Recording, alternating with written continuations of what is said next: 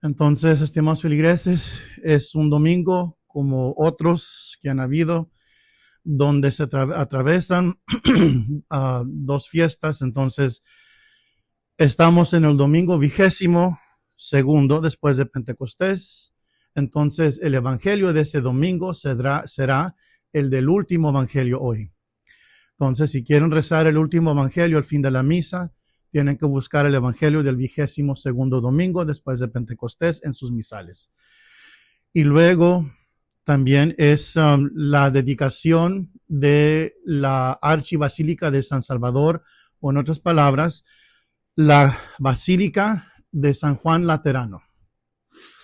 Entonces, voy a hablar primero de la basílica, por qué es esta fiesta, por qué fue instituida, porque es parte de la historia de nuestra religión. Entonces, la Basílica de San Juan Laterano fue construida en el año 324, por ahí, por emperador Constantino en el antiguo palacio de Laterani. Era un palacio de los Laterani, y ahí construyó la basílica que hoy conocemos. La construyó después de que fue bautizado por Papa Silvestre, dice el martirologio, y, ¿verdad? Yo creo fue como un acto de gratitud a Dios, porque cuando fue bautizado también fue por ese Papa, fue también curado de su leprasía, Constantino. Entonces construyó esta basílica, que es archibasílica, que es más elevada todavía que una basílica. Entonces, ¿verdad? Son una iglesia, parroquia, y luego sigue una catedral en la jerarquía, y luego sigue una basílica, y luego sigue archibasílica.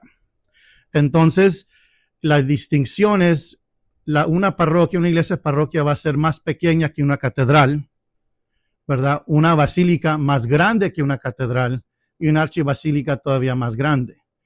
Y bueno, pero así va la jerarquía. Y entonces en el lugar donde estaba, donde construyó Constantino la Basílica Laterana, era el cuartel de los équites singulares en los cuadros del ejército de Magencio, que era un emperador romano. Entonces ahí tenían sus caballos de buena calidad. Y luego esta basílica es la primera en dignidad de todas las iglesias del occidente, no el Vaticano. Es esta basílica. Por eso es esta fiesta de alto rango, porque se trata de la Catedral de Roma. Entonces, la iglesia de San Juan Laterano es la Catedral de Roma, no el Vaticano. Esta además le puso, ¿verdad? Constantino le puso San Juan Laterano porque era el palacio de los Laterani, y luego San Juan porque le tenía devoción y quería honrar a San Juan Bautista y a San Juan Evangelista. Por eso de la Basílica de San Juan Laterano. Y luego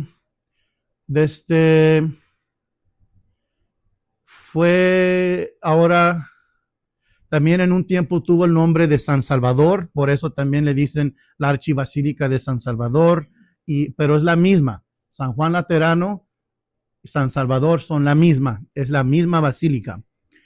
Y luego, en efecto, en muchas iglesias dedicadas al Salvador, se había elegido esta fecha en recuerdo de un milagro que sucedió en Beirut.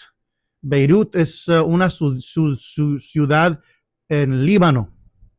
Beirut me parece que es la capital del Líbano, que es para allá, para el oriente del mundo.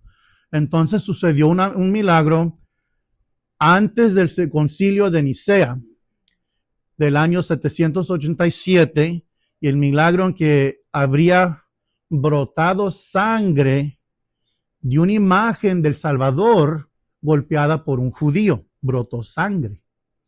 Y entonces la basílica de la dedicación, la fiesta de la dedicación de la basílica lateranense, que es importante también porque es la sede de los obispos de Roma.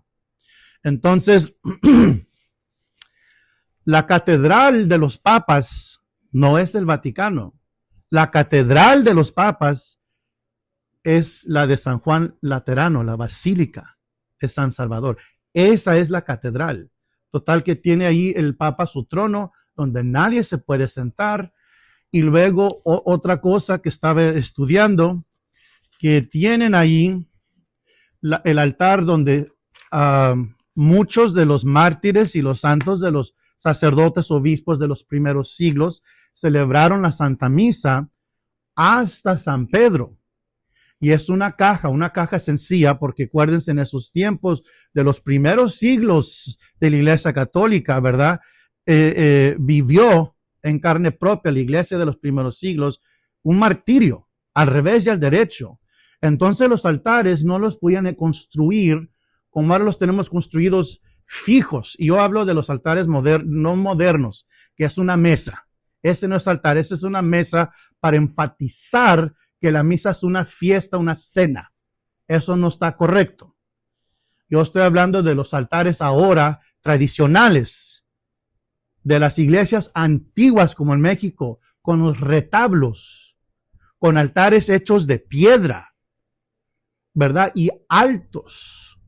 En los primeros siglos no podían construir los altares de tal manera por el martirio, por la persecución. Entonces San Pedro y los demás tenían que dar a misa arriba de una caja hecha de madera, en los panteones, en las catacumbas, en las casas, por la persecución. Y por eso, como ya les he explicado, por eso hay partes, ¿verdad? Y excluyendo, siendo un lado la música de órgano, ¿verdad? Porque a mí me gusta mucho la música de órgano en la misa, para crear un ambiente sacro. Pero hay mucha de la misa tradicional que es en silencio. Y no para que no le entiendan, está en silencio porque la iglesia nació en persecución.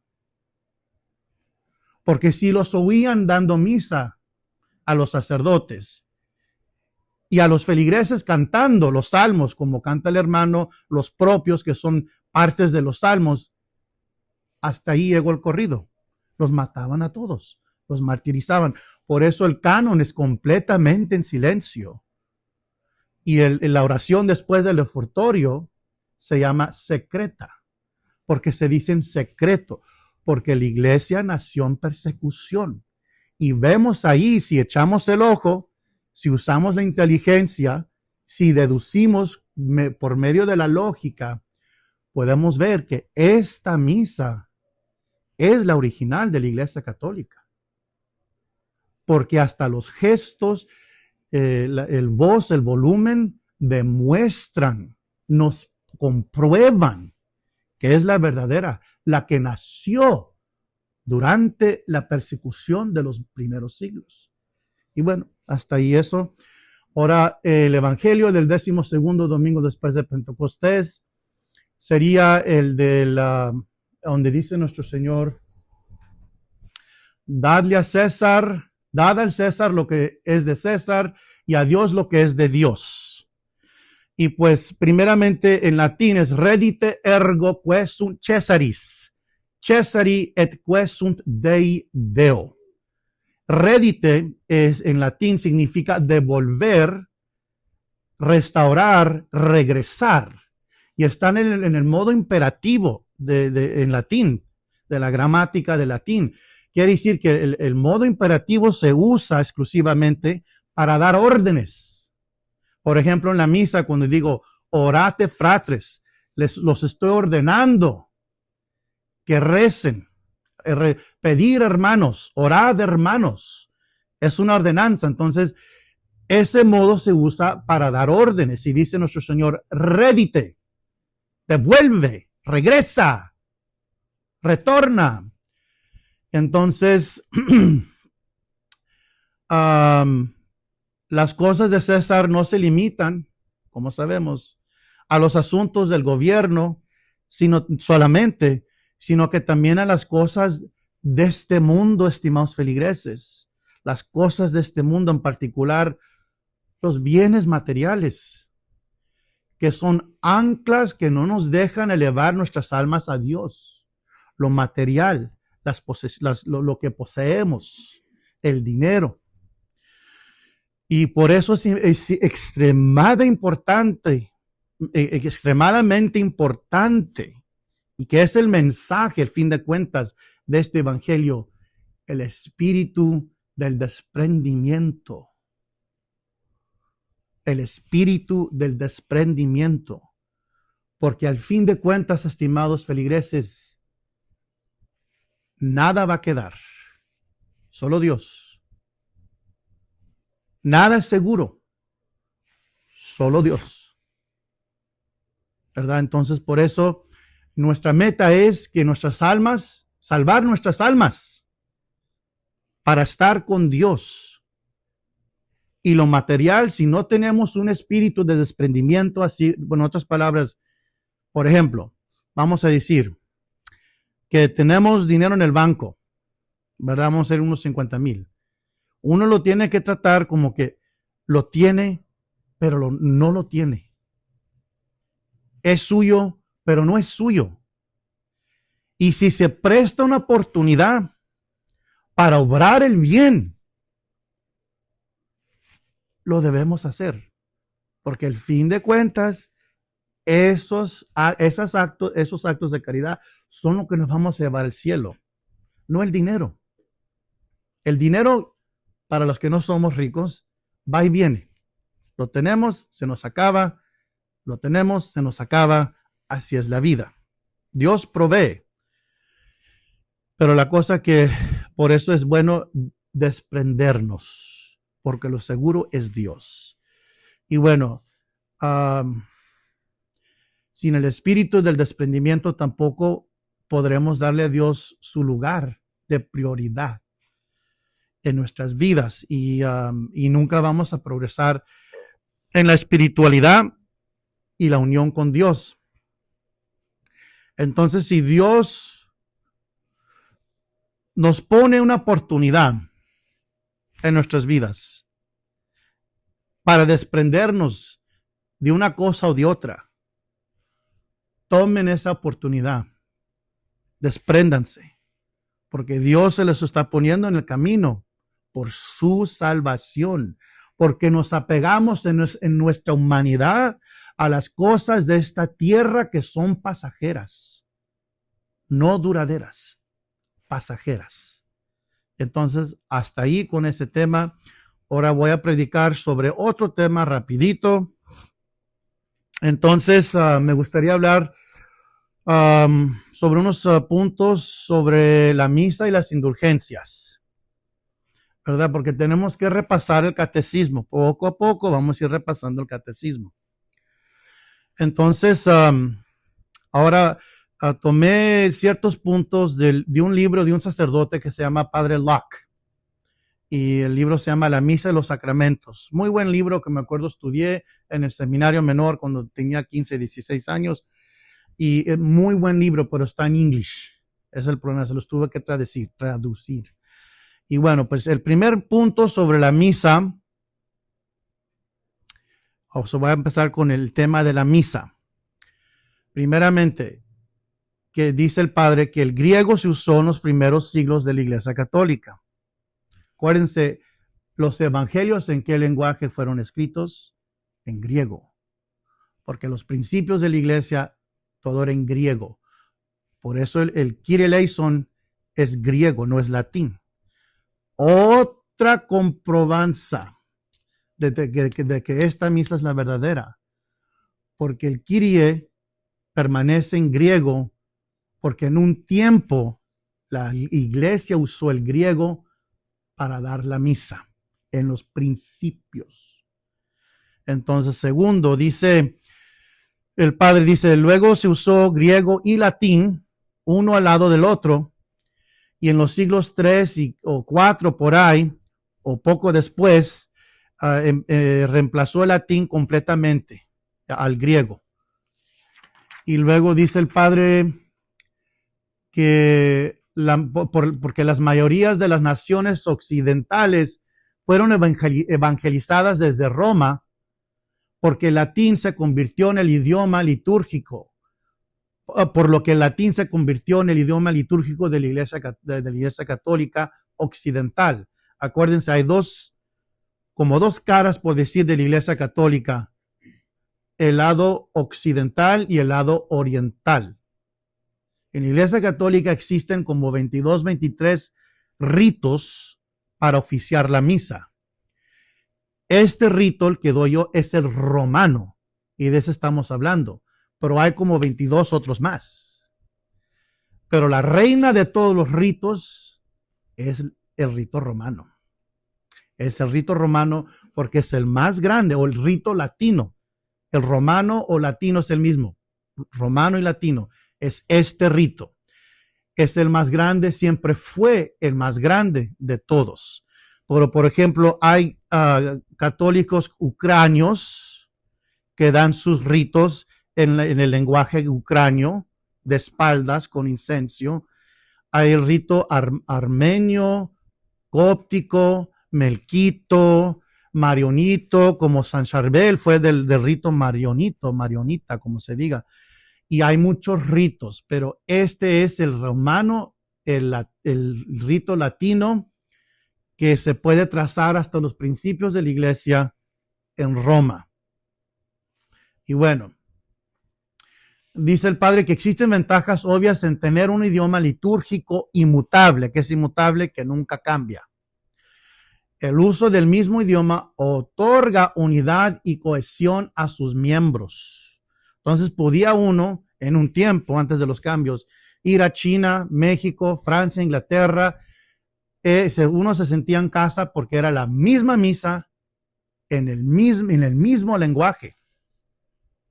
En el mismo lenguaje. Y el latín se utilizó en la misa, el latín utilizado en la misa ha mantenido su significado, su carácter sublime y venerable, y su precisión en significado, debido al hecho de que es una lengua muerta, pero sacra. Por eso el demonio odia el latín.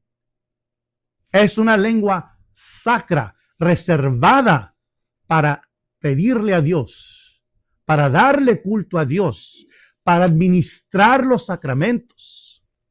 Vean, es sacra. Y bueno, las lenguas vivas cambian de significado, lo sabemos, o incluso se vuelven obsoletas ciertas palabras o triviales, como en el español, por ejemplo, hablado en la Edad Media, no se compara al español actual. Si una persona resucitara de la Edad Media de España, no le íbamos a entender. Porque las lenguas vivas van cambiando, por medio de los siglos van cambiando. Las palabras van cambiando significado. Por eso la iglesia siempre ha mantenido el latín, no para que se quede la gente en la oscuridad, como decían los protestantes, sino que para mantener la precisión. Porque, ¿qué sucede en la misa? Se consagra el pan y el vino en el cuerpo, alma, sangre y divinidad de nuestro Señor Jesucristo.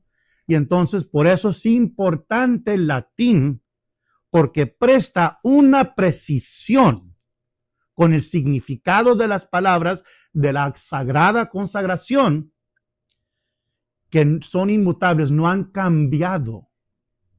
En otras palabras, la fórmula de consagración del pan y el vino, esas palabras contenidas en la fórmula tienen exactamente, precisamente el mismo significado que tuvieron hace 2000 años, con una precisión que ninguna otra lengua viva puede prestar. Porque se trata de que la misa, el santo sacrificio del Calvario, Viernes Santo a las 3 de la tarde, se hace cuerpo Cristo crucificado, muerto en la cruz.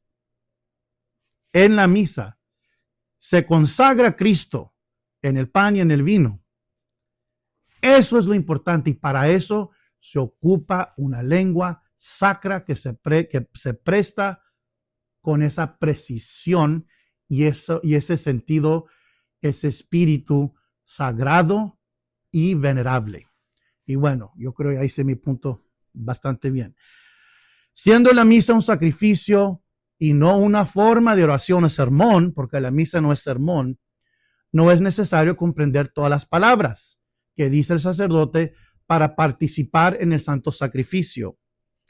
Lo que se ocupa para participar no es entenderle a los epístolas y los evangelios. Para eso es el sermón. Los domingos por eso instruyo.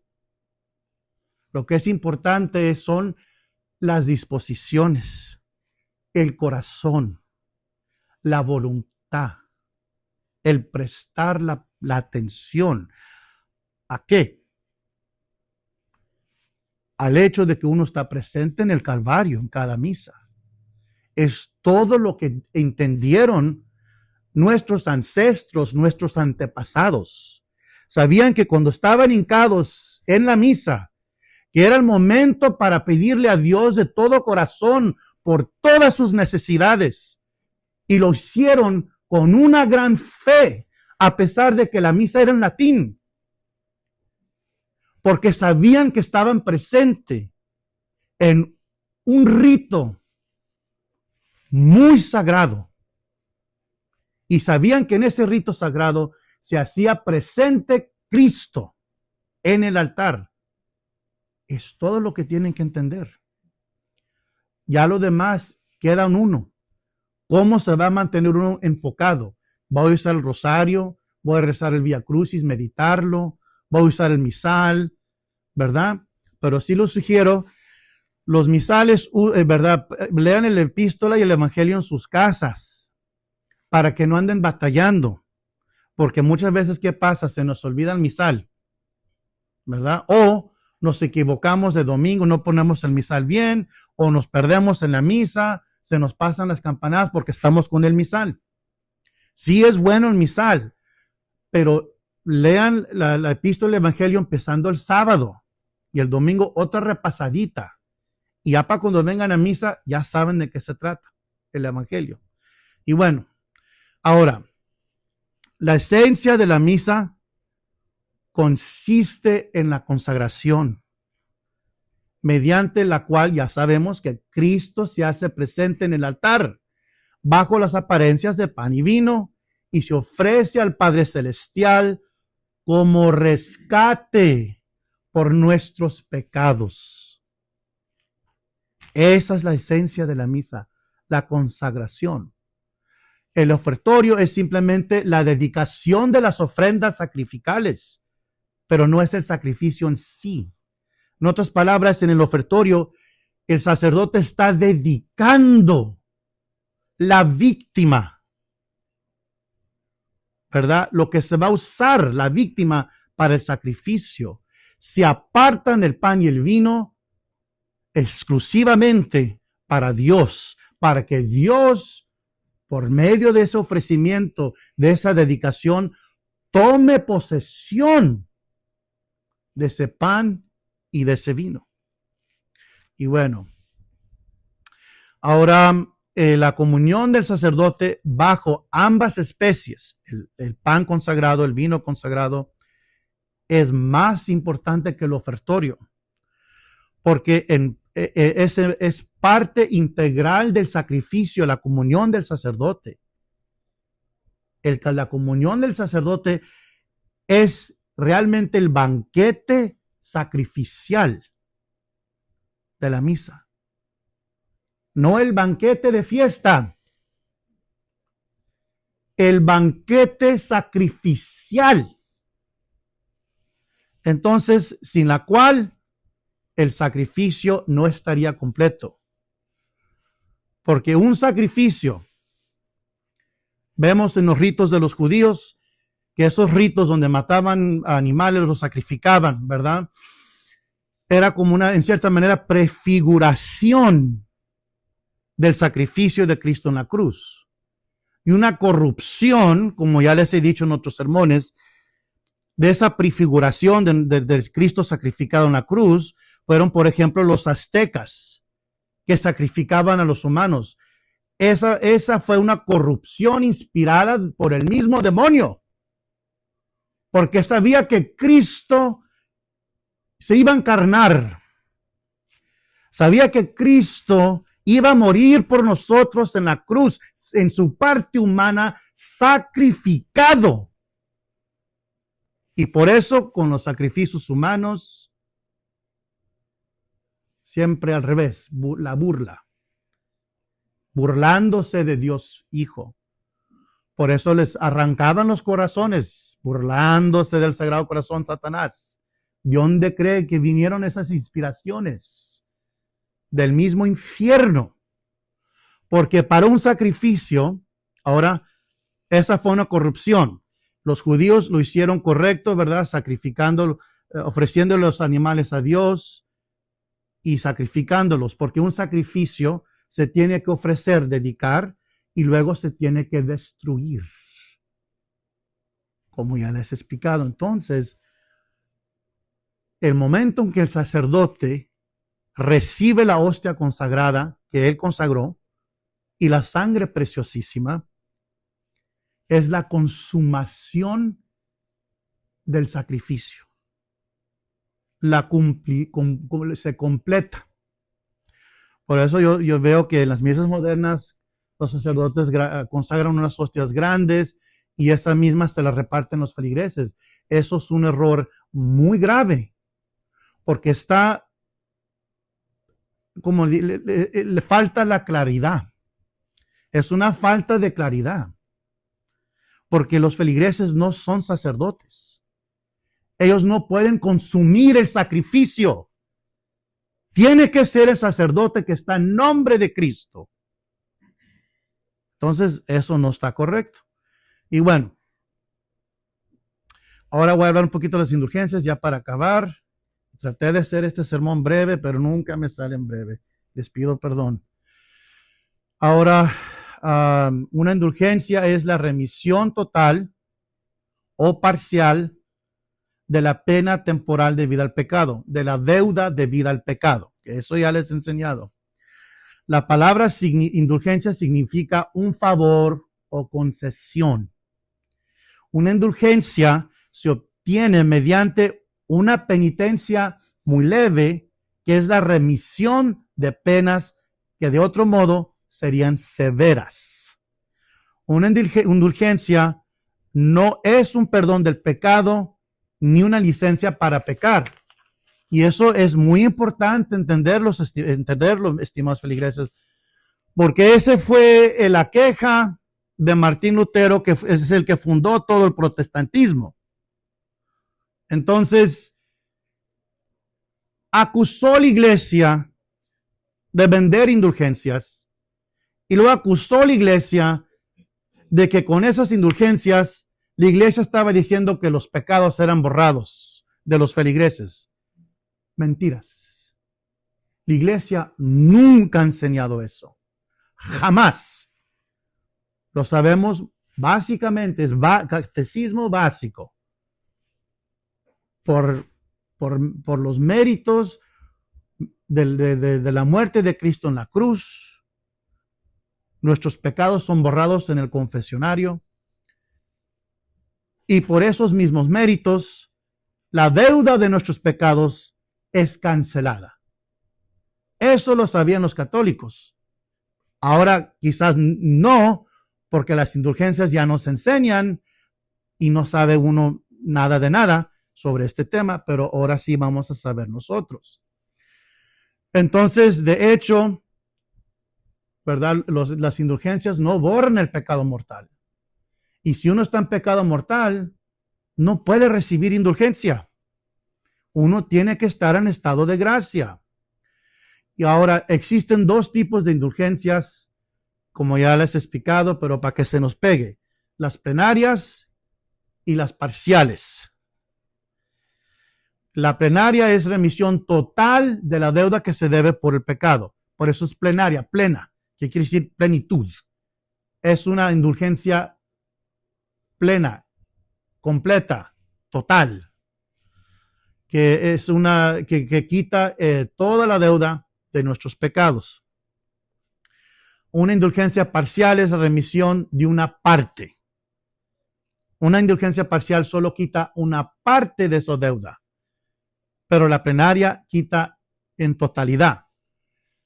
Por eso nunca se esperen cuando esté un pariente moribundo, nunca se esperan hasta que ya estén inconscientes, porque un sacerdote los tiene que ir a confesar, darles el viático, que es la última comunión, vaya con viático, Cristo va a ir con esa alma, y luego la extrema unción, y luego la indulgencia apostólica. El perdón apostólico que otorga una indulgencia plenaria para esa persona moribunda. Eso es muy, muy importante, estimados feligreses, porque como sabemos, el purgatorio no es juego. Se sufre en el purgatorio. Ahora, bueno, por la justicia de Dios se sufre, se tiene que sufrir. Y bueno, la práctica de conceder las indulgencias se ha utilizado en la iglesia desde los tiempos de los apóstoles. ¿Sabían eso? Desde los tiempos de los apóstoles. Entonces, lo que sucedía cuando los mártires de los primeros siglos se daban cuenta que los iban a martirizar. Esos mártires, muchos de ellos, tenían penitencias. Y en los principios de la iglesia, las penitencias eran largas. Por eso hay indulgencias de 7 años, 5 años, una cuarentena y esto que el otro.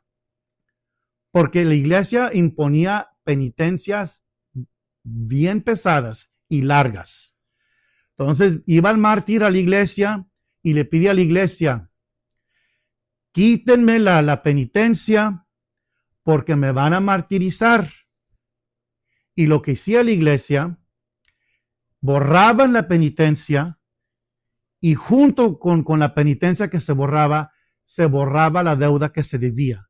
De ahí nacieron desde los tiempos de los apóstoles las indulgencias. Entonces, nunca se avergüencen de las indulgencias, porque están basadas en la tradición apostólica de nuestra santa religión. Y las indulgencias que son tan valorables, nos las han robado con esos cambios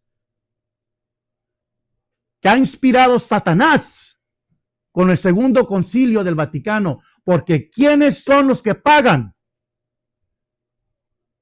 Las almas. Siempre las almas. ¿Y por qué existe la Iglesia Católica? Para la salvación de las almas. No para darles a las almas una patada al infierno. Por eso es muy importante la doctrina, estimados feligreses. No nomás es la fe. Porque mucha gente en la iglesia moderna tiene fe,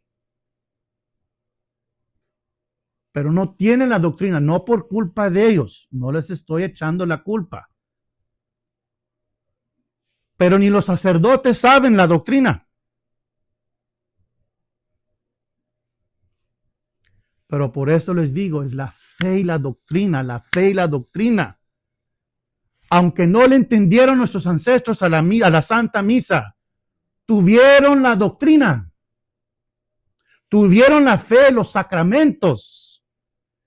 ¿Cuántos de nuestros ancestros no fueron salvos por la santa religión católica, por su doctrina, por sus sacramentos? Y como les he dicho, Cristo es verdad. Él dijo, yo soy la verdad, la vida y el camino.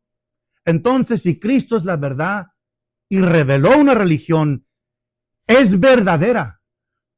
Porque si no es verdadera, entonces Cristo es un mentiroso. Y eso no puede ser nunca, jamás. Jamás. Solo hay una religión verdadera. Y bueno, entonces, Y también por el poder de las llaves, la iglesia tiene el poder para cancelar la deuda que se debe por el pecado, y se puede deducir, ya lo he dicho ahorita, pero es lógico.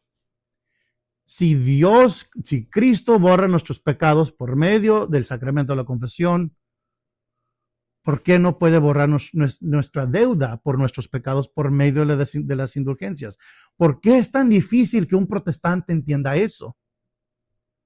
¿Verdad? Entonces ahora, ya para acabar, les voy a explicar 5 tipos de, ¿cómo se dicen? Indulgencias. Primeramente, hay muchas indulgencias, ¿verdad? Muchas indulgencias. Y hay unas que son adjuntadas a los rezos. Por ejemplo, el rosario, ya como saben los que han estado conmigo, el rosario tiene indulgencia adjunto. El Vía Crucis tiene indulgencia adjunto. Y luego también el Vía Matris, el Rosario de los 7 Dolores. Muchas devociones tienen indulgencias adjuntas. Y estudien y váyanse imponiendo, ¿verdad? Memoricen a cuál devoción, a cuál rezo tiene, a cuál indulgencia. Gánenselas. Y luego, segundo, el ayuno también tiene indulgencia adjunta. El uso de objetos de devoción, por ejemplo, ciertas medallas, besar un crucifijo, tiene indulgencias adjuntas. Las visitas a iglesias o altares privilegiadas, de eso no van a ver porque en el modernismo de eso se deshicieron. Pero en la tradición, ¿verdad? Como hay los altares mayores y los altares laterales, habían ciertos altares privilegiados. Por ejemplo, en el Vaticano tenían el altar de San Gregorio, ¿verdad? Privilegiado, que si cuando se daba una misa por un difunto, en ese altar en el Vaticano valía por 30 las misas gregorianas, las 30 misas gregorianas, con una misa en ese altar de San Gregorio en el Vaticano, por ese privilegio que se le juntó a ese altar, una sola misa era como dar 30 misas gregorianas. ¿Y qué hicieron después de los cambios? Lo quitaron, con pretextos, siempre con pretextos, pero lo quitaron, ya no existe ese altar. Entonces, y luego, por fin, la limosna. Se acostumbraba mucho, como en el Día de los Muertos, dar limosnas a los pobres, a la iglesia, y cuando uno da limosnas, uno puede pedir la indulgencia. Ahora, ¿cómo se piden indulgencias? Como por ejemplo, en el ayuno y en la limosna, pues así como en el rosario. Por las intenciones de la Santa Madre Iglesia, para obtener la indulgencia del ayuno, de la limosna, y puede uno pedir la indulgencia para sí mismo o para un ser querido difunto, pero no para otra persona viva, porque cada persona viva todavía tiene tiempo para salvar su alma, y si no quieren cooperar, es igual, ¿verdad? ¿Cómo voy a yo darle la absolución a una persona que no entra en mi confesionario? Entonces, si no quieren la absolución, ¿verdad? Mucho menos, así es como funciona la indulgencia.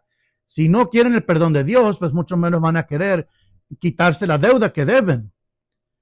Pero para recibir la absolución y para cancelar la deuda del pecado, uno tiene que confesarse, uno tiene que pedir la indulgencia. Pero como los difuntos, las ánimas del purgatorio, ya se les acabó el tiempo. Ahora nos queda a nosotros ayudarlas, ¿verdad? Por eso sí, lo puede pedir la indulgencia para uno o para las ánimas del purgatorio. Así es como está la cuestión. Y bueno, también, ¿verdad? Pues se comulga las condiciones para una indulgencia. Confesarse dentro de 8 días, comunión dentro de 8 días, y luego rezar lo que sean los rezos. Por ejemplo, rezar los rezos después del rosario, el Padre Nuestro, Ave María, Gloria al Padre, para obtener la indulgencia. Y esto es lo que tiene uno que hacer. Rezar lo que se impone para rezar, para recibir esta indulgencia, la comunión, la confesión y así de sencillo. Pero estando en el estado de pecado mortal, no se puede ganar. Nomás para que vayan entendiendo. Y bueno, pues hay que pedirle mucho a la Virgen Santísima que nos ayude a entender estas doctrinas de nuestra fe, a, como les diré, recobrar la fe que nos han robado, la fe que nos han ocultado, la doctrina que nos han ocultado, que nos ayude a rescatarla, entenderla y crecer todos los días más profundamente en nuestra fe católica, que es muy rica espiritualmente, ¿verdad? Entonces hay que seguir de frente, agradando a Dios y a la Virgen Santísima y pidiendo en este mes también por las ánimas del purgatorio, todos los días, todo este mes, si tienen tiempecito, pásense al panteón, pidan por las ánimas del purgatorio, agarren la indulgencia por ellas, ¿verdad? Aviéntense un rosario en el panteón. Es un acto de caridad, una obra de caridad, los que puedan. En el nombre del Padre, del Hijo y del Espíritu Santo. Amén.